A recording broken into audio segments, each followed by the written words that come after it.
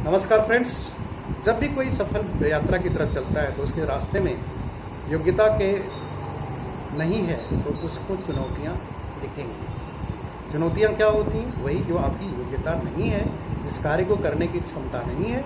क्षमता नहीं कहते हैं, क्षमता तो हर कार्य को करने की होती है। योग्यता नहीं है, वो आपके लिए चुनौती बन जाती है। तो चुनौतियों को दूर करने के लिए आपको क्या करना होता है डायरेक्ट सेलिंग व्यवसाय में और स्पेशली एमए बिजनेस में, ये जानना बहुत ज़रूरी है। आपके सामने जितने भी प्रश्न आएंगे, अलग अलग तरीके के लोग अलग अलग प्रश्न करेंगे। कोई भी एजुकेटेड पर्सन हो, चाहे न पढ़ा लिखा हो, कम पढ़ा लिखा हो या किसी भी प्रोफाइल का हो, वो व्यक्ति तो प्रश्न करेंगे। और अगर वो प्रश्न करते हैं तो आपको जेन्युइन आंसर देने आना चाहिए। अब इसके लिए क्या करना है?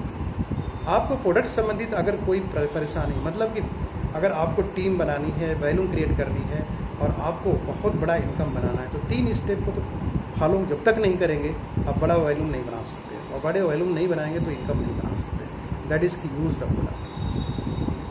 बेचना अलग चीज़ है, selling is another thing, recommendation is another thing. विज्ञापन तो बिल्कुल ही अलग है। किसी भी बात को, झूठ को इतना बेहतरीन तरीके से, इम्प्रेसिव वे में प्रेजेंट करना विज्ञापन होता है। विशेष ज्ञापन इसी को करते हैं। लेकिन रिकमेंड करने के पहले आदमी को उसका अनुभव होना बड़ा जरूरी होता है। और सेल की बात क्या है? सेल तो पर्पज होता है सेलर का कि हम प्रोडक्ट को सेल करते हैं। रिकमेंड तब किया जाता है जब आपको जेन्युइन चीज लगती है। तो जो डायरेक्ट सेलिंग बिजनेस है उसमें रिकमेंड करने से जो प्रोडक्ट कंज्यूम करने के लिए लोग तैयार होते हैं, वहाँ से सेलिंग होती है। आप इसको सेलिंग कहिए, आप इसको जो भी शब्द दीजिए, लेकिन विशेष क्या है कि जब तक आप रिकमेंड करने की क्षमता नहीं रखते तब तक आप किसी प्रोडक्ट को सेटिस्फैक्ट्री वे में किसी के दिमाग में डाल नहीं सकते और उसको विश्वास नहीं दिला सकते कि ये सत्य है।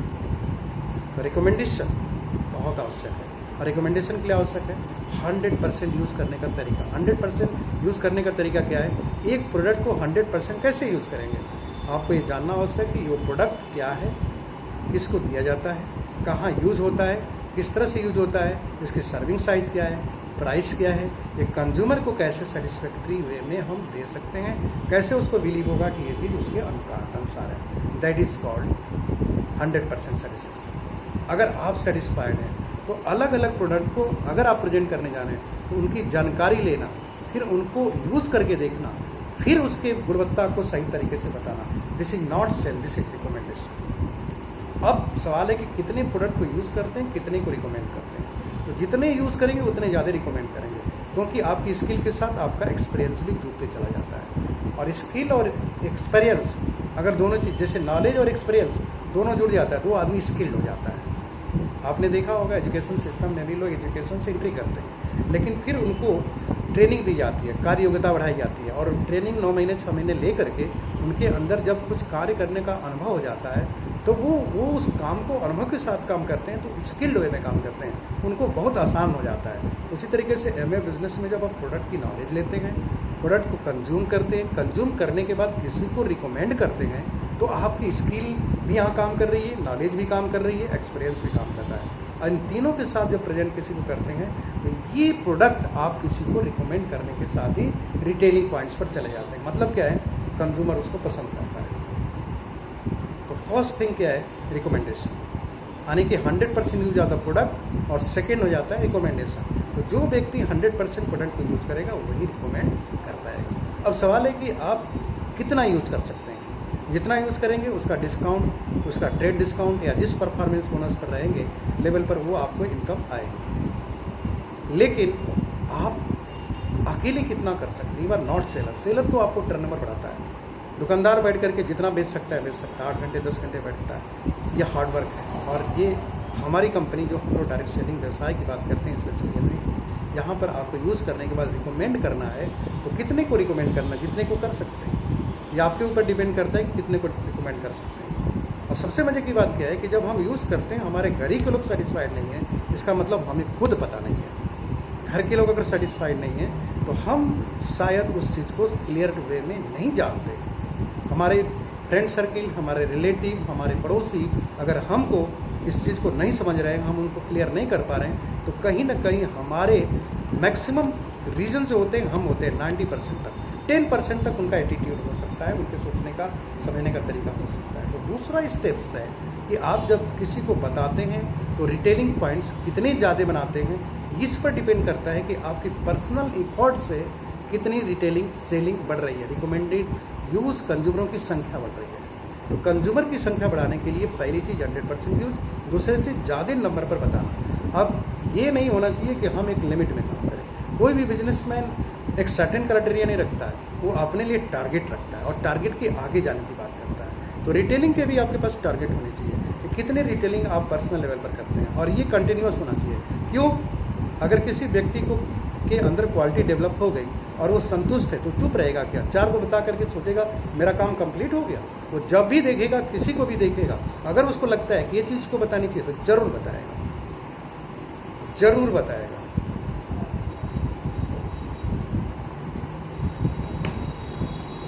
इसलिए हमें आपको इस बात को बहुत अच्छी तरीके से समझना चाहिए कि आप अगर रिटेलिंग करने जा रहे हैं तो रिटेलिंग पर लिमिट मत बनाएं। 10-15 मिनिमम होने चाहिए, ये कहा जाता है, लेकिन ये कहना आवश्यक नहीं है, ये आपके ऊपर डिपेंड करता है। हम कह रहे हैं ट्रेन में बैठे हैं, गाड़ी में बैठे हैं, आ रहे हैं जा रहे हैं, किसी को देखा, अगर वो बोल कहीं आपसे बोला कि हमारे हेयर हमको दिल से संबंधित बीमारी है और इसके बारे में हमको बात करनी है, तो आप बोल सकते हैं, आप दिखा लो, बहुत बेहतरीन है। लेकिन उन चीज़ों को जानो जिसको खाने से बीमारी थम से आएगी, आगे बढ़ने से रुकेगी, और भविष्य में अगर कंटिन्यू करोगे तो आपको ठीक भी हो सकती है। क्योंकि कोई भी बीमारी के पीछे क्या है? इम्बैलेंस है। इम्बैलेंस कंटिन्यू होता है, इंडिस्पोजिशन कंटिन्यू होता है, बीमारी भी बदलता है, वो पैथोजेनेसिस की प्रक्रिया को पूरा करता है, घातक बन जाता है। बहुत ईजी चीज़ है। तो रिकमेंड करने की का लिमिट मत बनाइए। रिकमेंड का मतलब क्या होता है? किसी भी चीज़ को अच्छी है तो उसको बताते रहिए। तो सेकेंड पॉइंट्स, और इसके बाद थर्ड पॉइंट्स की अगर बात करें, थर्ड पॉइंट क्या है कि आप जिनको बता रहे हैं, अगर प्रोडक्ट या कंसेप्ट या प्रोडक्ट या प्रोजेक्ट, दोनों को आप शेयर करते हैं, तो ऐसी स्थिति में बहुत लोग कहते हैं जो चीज़ आप बता रहे हैं ये ऐसी चीज़ की मुझे भी तलाश है, और इसमें प्रोडक्ट भी है, कंसेप्ट में इनकम भी है, यानी कि इनकम और प्रोडक्ट दोनों चीज़ की है, तो मैं चाहूँगा इसको डिटेल लेना। तो ऐसे में आप जब एसटीपी करते हैं तो कितनी करनी चाहिए? आप जितना जल्दी इस बिजनेस में कामयाब होना चाहते हैं, कामयाब कितना जल्दी होना चाहते हैं, इस बात पर ही आपको एसटीपी करना चाहिए। एसटीपी कितना करना चाहिए? जितना फास्ट आप डेवलपमेंट चाहते हैं। एसटीपी 2 से 5 हफ्ते में करिए, 2 से 5 डेली करिए, डिपेंड करता है कि आपके पास क्वालिटी टाइम कितनी बच रही है, जिसका इस्तेमाल करके आप इसमें अति शीघ्र कामयाबी चाहते हैं। तो कहने का मतलब इस तरीके से आपको एसटीपी का मतलब होता है show the plan and show the product. Plan और प्रोडक्ट जब दोनों शेयर करते हैं तो ऐसी स्थिति में आपका नेटवर्क बनता है, यानी कि आपकी टीम में लोग आते हैं, ऐसे लोग होते हैं जो कहते हैं कि नहीं हमको भी इस बिज़नेस को करना है, और आप जैसा मैं भी सीखना चाहता हूँ, आप जैसा मैं भी करना चाहता हूँ। तो इस तरीके से इस बिज़नेस में 3 स्टेप्स होते हैं जो 100% कंज्यूम करने वाला व्यक्ति बहुत बेहतरीन रिकमेंड करता है, और रिकमेंड करने के साथ जिसको रिकमेंड करता है उसमें जो कंसेप्ट शेयरिंग होती है और प्रोडक्ट शेयरिंग होती है, उसमें नेटवर्क आने की, लोगों के आने की संख्या बढ़ती है, लोग आने लगते हैं, और इस तरीके से जो आते हैं उनकी वजह से एक टीम बनती है। और ये टीम कितनी बड़ी हो सकती है डिपेंड आपके ऊपर करता है। अब ये 3 बातों से हमें समझ में आता है कि अब हमें आपको समझना है क्या हमने इस तरीके से कोशिश किया। अगर हमने कोशिश किया है बहुत अच्छा, और इसके बाद फेल होने की अगर बात करते हैं तो बात आगे बढ़ती है कि आपको 3 स्टेप और जानने हैं। आपने धुआंधार काम किया, एसटीपी किया, प्लान किया, टीम में आए, लोगों ने टर्नओवर किया, सब कुछ किया, क्या आपने 3 काम ऐसे किए जिसकी वजह से आपका एटीट्यूड बदल जाए, आपके अंदर किसी भी कार्य को करने की योग्यता और बेहतर होती जाए, आपके अंदर स्पष्ट बोलने का अंतर्ज्ञान, आत्मजागरूकता बढ़ती जाए, आपके अंदर अपने सपनों की दिशा में जाने के लिए वो लक्ष्य जो है वो सार्थक समझ में आने लगे। क्या ऐसा डेवलपमेंट आपके अंदर हुआ कि केवल भागते चले गए? क्या लेवल के पीछे भागते चले गए? तो जो 3 स्टेप्स होते हैं वो बुक्स होती हैं, जिससे कि आपके अंदर वो भावना पैदा होती है, आपके अंदर वो जानकारियाँ बढ़ती हैं जो बताती हैं कि एक सफल व्यक्ति क्या करता है। बहुत सारी चीज़ों की जानकारियाँ बुक्स के द्वारा होती हैं।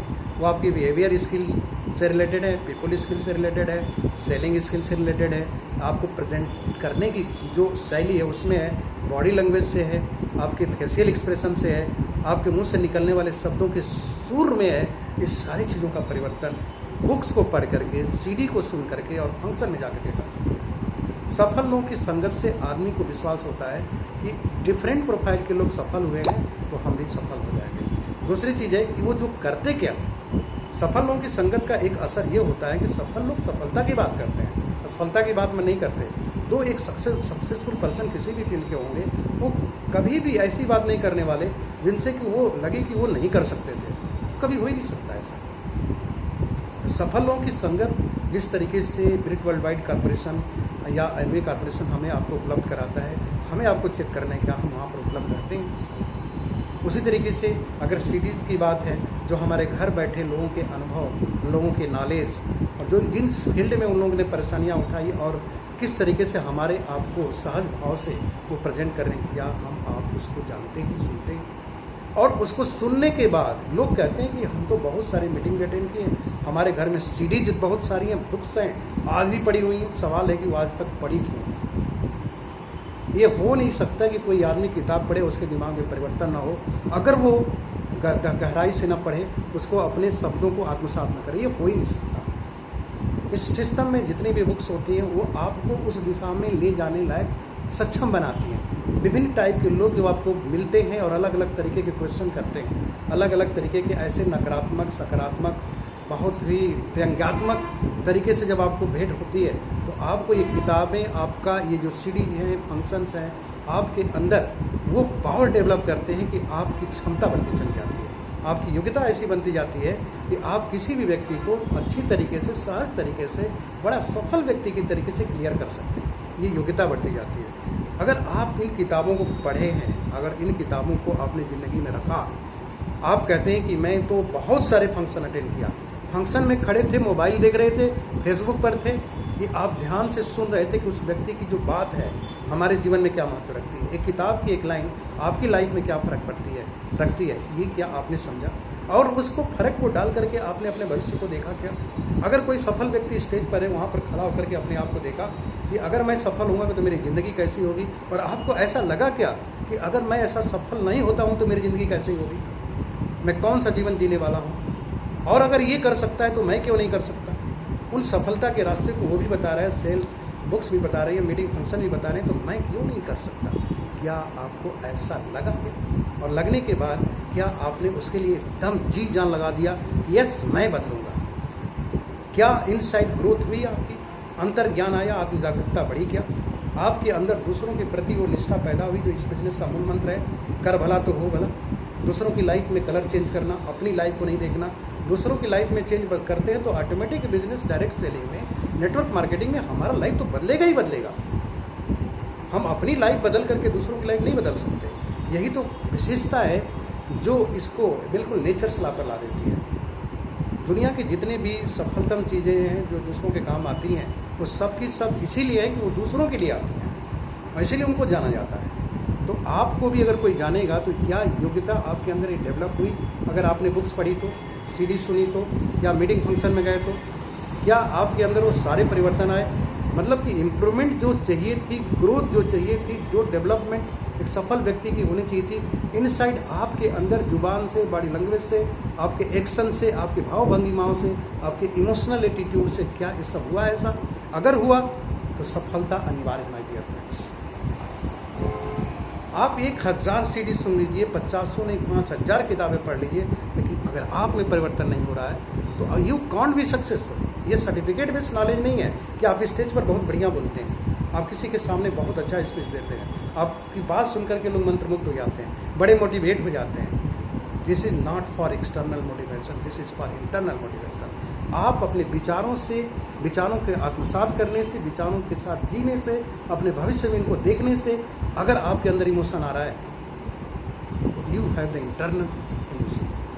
अंदरूनी जब तक आपके पास भावनाएं नहीं हैं, आत्म जागरूक नहीं है, आपके अंदर वो भाव नहीं पैदा हो रहा है, निसंदेह आप किताबें भी पढ़िए लेकिन बात अच्छी कर सकते हैं, परिणाम तक नहीं जा सकते माय डियर फ्रेंड्स। ये 3 चीज़ें आपके एटीट्यूड को जो बदलती है, नज़रिए को, आप बदल जाते हैं। और जब लोग बदल जाते हैं तब लोग समझते हैं कि ऐसा व्यक्ति के अंदर वो चीज़, कैरेक्टर दिख रहा है, ज़रूर इस व्यक्ति के साथ काम करना बहुत अच्छा रहेगा। तो दैट्स इट। आगे की बात करूँ, ये 2 बातें हुई, 3, 3, 6, और आगे इसके बाद आप अपने आप को चेक करिए कि इस बिजनेस में आने के बाद आपने क्या परिवर्तन हुए, आपने सीखने की योग्यता है क्या, आप टीचेबल हैं, और टीच एबिलिटी डेवलप हो रही है, दूसरों को सिखाने की योग्यता डेवलप हो रही है आप यूं ही सिखाते हैं कि योग्यता भी रखते हैं, आप केवल किताबें पढ़ के सुनाते हैं। टॉप 10 फीचर्स आप एमए ग्लोबल बता रहे हैं, टॉप 10 फीचर्स आप यूटिलाइज बता रहे हैं, आप सब कुछ बता रहे हैं, क्या आप इसको समझते भी हैं, क्या आपके जीवन में है? यानी सीखने की योग्यता आपके अंदर एक, सीखते चले जा रहे हैं कि सीख गए, कंटिन्यूअस लर्निंग प्रोसेस में है, लर्निंग मोड में है, और लर्निंग के एक मोड के साथ लर्निंग के साथ एक्शन में भी है। दैट्स यूनिक, ये बहुत आवश्यक है। अगर आपके अंदर ये योग्यता नहीं आ रही है तो ये कभी भी आपको सफल नहीं बना सकता। तो आपके अंदर टीचेबिलिटी होनी चाहिए, और ये टीचेबिलिटी किसी भी व्यक्ति को इस लायक बना देती है कि दूसरों को कैसे गाइड कर सकता है।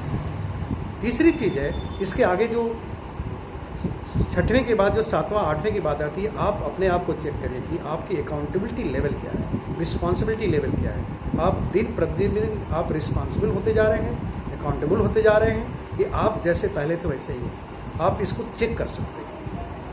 अगर आपके अंदर ये अगर करेक्टर डेवलप नहीं हुआ है तो निस्संदेह आप चाहे किसी लेवल पर हो, 15-20 साल पसीना बहा करके भी आप इस बिजनेस से बाहर जा सकते हैं। क्यों? क्योंकि आपकी ग्रोथ नहीं हुई है, और ग्रोथ अगर नहीं है तो फिर आप इस बिजनेस में किसी भी लेवल पर हो वापस आ सकते हैं। तो सो फ्रेंड्स, यहाँ आवश्यक है कि आपका डेवलपमेंट उस लेवल पर होना चाहिए जिस लेवल की बात कर रहे हैं। आप बोलते हैं कि पसीना बहा करके 15-20 साल के बाद भी मेरी ज़िंदगी में कोई परिवर्तन नहीं आया।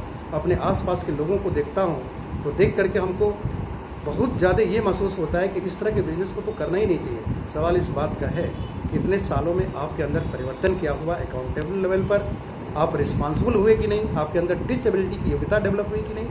साथ में जो कम्युनिकेशन स्किल है, जब भी किसी व्यक्ति से आप मिलते हैं तो उसको देख करके, सुन करके, क्या उसके अंदर ऐसा लगता है कि एक समय के बाद मैं भी इसी तरीके का बनूंगा। किसी से कम्युनिकेट करते हैं तो क्या उसको रिचार्ज कर देते हैं कि नहीं, एनर्जेटिक कर देते हैं कि नहीं, इंथुसियाज्म हो जाता है कि नहीं। आपको ये समझने की चीज़ है। अगर ये तीनों चीज़ आपके अंदर डेवलप हो रही है तो आपके कैरेक्टर में जो परिवर्तन हो रहा है इस बिजनेस को बड़ी ऊंचाइयों पर ले जा सकता है। ये कैरेक्टर अगर डेवलप नहीं है, आप 20 साल लगा दीजिए, 5 साल बिता दीजिए, कुछ भी कर जाइए, हजारों CD कैसेट कुल सुन जाइए, आप प्रोडक्ट भी यूज़ कर जाइए, सब कीजिए, लेकिन अगर आप में परिवर्तन नहीं आया तो निस्संदेह आप इस बिजनेस से कभी भी बाहर जा सकते हैं। सफलता के लिए अनिवार्य होता है योग्यता को डेवलप करते जाना और योग्यता के अनुसार डेवलप होते जाना। अगर अपने अंदर परिवर्तन होगा, डेवलपमेंट होगा, तभी किसी भी तरीके के रेसिस्ट करने की पावर बढ़ेगा आपके अंदर against the any kind of the infection. कोई भी बाहरी चीज़ आएगी उसको रेसिस्ट कर सकते हैं। और दूसरी चीज़, दूसरों के रेसिस्ट होने पर उनमें भी परिवर्तन करने की क्षमता आप में आ सकती है। तो ये स्टेप्स जो होते हैं आपके अंदर वो योग्यता डेवलप करते हैं जिनके थ्रू आप इस बिजनेस में टिके भी रहते हैं, ग्रोथ भी करते हैं, और किसी भी पिन लेवल पर जाने के बाद वापस नहीं आते, आगे ही बढ़ते हैं। यहीं पर मैं इस सेशन को एंड करूंगा। ये स्टेप्स जो मैंने बताया, 9 स्टेप्स बताया, इससे आप अपने आप को चेक कर सकते हैं कि क्या आप इस सारे प्रोसेस के थ्रू इस बिजनेस में थे, या छोड़ के गए, या आज भी कर रहे हैं। अगर कर रहे हैं तो निस्संदेह आपकी सफलता अनिवार्य है, उसकी 100% गारंटी कर सकते हैं, अन्यथा नहीं कर सकते। थैंक्स।